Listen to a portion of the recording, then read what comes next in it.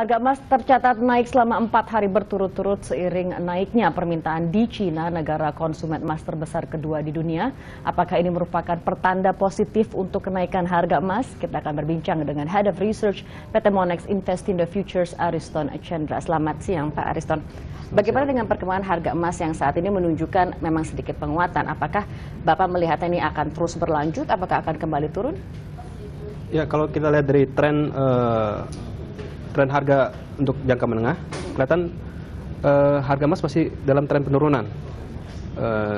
Memang harga emas naik beberapa sesi terakhir karena beberapa berita positif seperti yang tadi diungkapkan. Ada permintaan di Cina yang untuk semester pertama naik sekitar 54% dibandingkan periode yang sama tahun lalu. Kemudian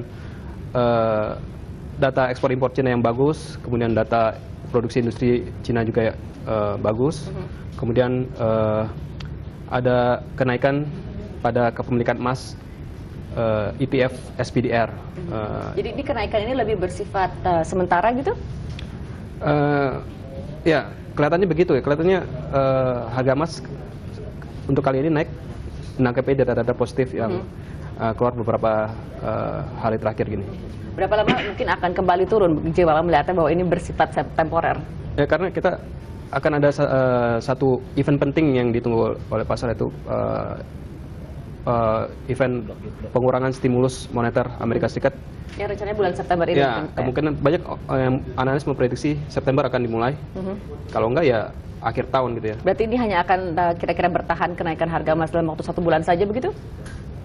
Harga emas nantinya juga akan tergantung juga oleh perkembangan data-data Amerika yang akan dirilis sepanjang bulan ini ya. Nanti malam ada data penjualan retail, kemudian kita juga nanti akan menantikan data inflasi, data tenaga kerja, kemudian data GDP Amerika juga gitu ya. Jika Bapak memang melihatnya bahwa sekarang harga emas masih dalam tren kecenderungan menurun, kira-kira pada range berapa jika bisa diperkirakan harga emas akan kembali pergerakan dengan tren penurunan itu dan sampai ke level berapa? Untuk saat ini memang ada short term, ada potensi kenaikan harga emas. Kalau level resisten penting di 1347 ini tembus ke atas dan stabil di daerah situ, emas masih bisa menuju ke area 1360-an sampai 1400 dolar per troy ounce. Setelah itu kemungkinan harga emas mungkin akan konsolidasi kembali ke bawah, tertekan kembali sambil menunggu hasil rapat kebijakan moneter Federal Reserve bulan September. Gitu. Jadi sepertinya agak mustahil jika emas kembali menyentuh level 1.600 per troy ounce begitu ya Pak, dengan waktu yang hanya hingga sampai September ini. Untuk jaga dalam waktu dekat agak jauh ya range itu 1.600 ya, kelihatannya agak sulit. Gitu. Lalu bagaimana dengan tren jika orang ingin memulai investasi emas? Berarti apakah harus menunggu setelah September untuk membeli hingga harganya sudah sedikit turun? Bagaimana menurut Bapak? Ya, memang kalau untuk investasi emas, kita nunggu harga di bawah ya untuk melakukan pembelian. Tapi kita kan nggak tahu kapan harga itu turun, kapan harga itu naik. Kita nggak tahu kapan pastinya kan. Mungkin tadi setelah pengurangan stimulus moneter. Nah, itu kalau itu pasti, itu kemungkinan besar harga akan tertekan turun ya.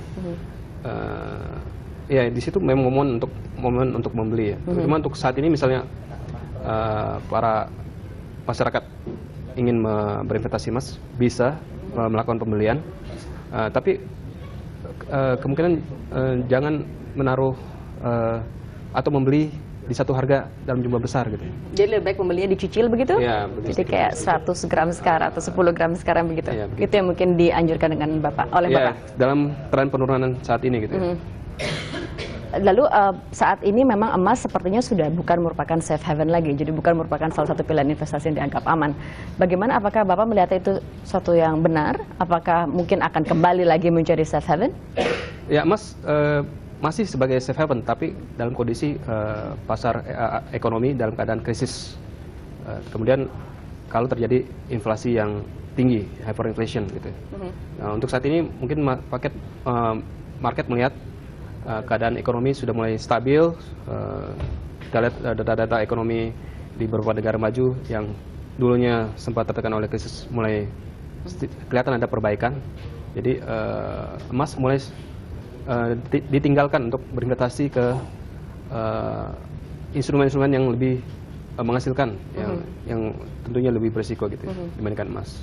Oke. Lalu bagaimana dengan orang yang memang sudah terlanjur berinvestasi di emas, namun dengan mengalami sekarang tren harga emas yang terus mengalami kecenderungan menurun? Berapa besar kira-kira potential loss yang mungkin akan itu, dan sampai sejauh mana tren penurunan harga emas ini akan terus berlangsung?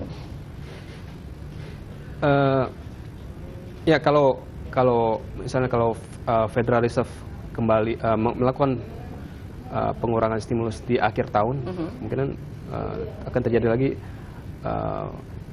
panic selling ke bawah, turun ke bawah untuk harga emas ya. Cuma untuk saat ini orang yang sudah memegang emas ya, emas fisik ya, itu masih bisa disimpan karena untuk jangka panjang tren pergerakan emas masih bisa mengalami upside lagi ya, ke atas lagi. Jika Bapak memprediksi kira-kira kapan mungkin harga emas akan menunjukkan sedikit penguatan, jika memang The Fed akhirnya mengurangi stimulus moneter pada bulan September dan akan terus dikurangi hingga pertengahan tahun depan, apakah setelah itu baru mungkin harga emas akan mengalami sedikit peningkatan? Ya, agak sulit memprediksi kapan dia naik dengan kondisi yang lagi turunnya.